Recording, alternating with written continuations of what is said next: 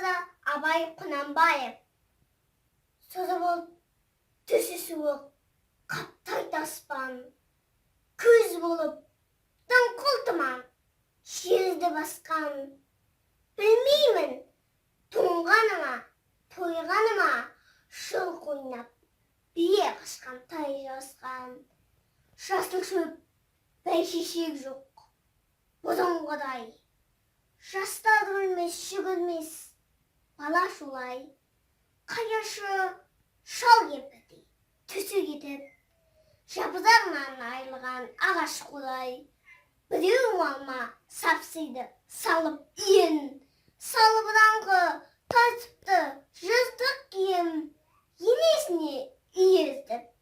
Шуда жібін, жас қатында жыртылған жамай түйін, қастырнақ қатарланып қайтса бермен. Астында ақ шомшы жүр, ол бір керуен.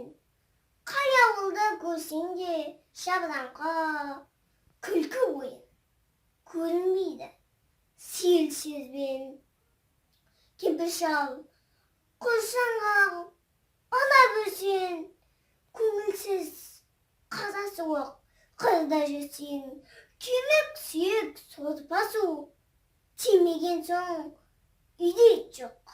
Тышқан аулап қайта көрсең, күзеу тозған оты жоқ. Елдің маңы тұман болар, жел соқса шаң тозаңы. От жақпаған үйенің сыры қашып, ыстан қорыққан қазақтың құрсын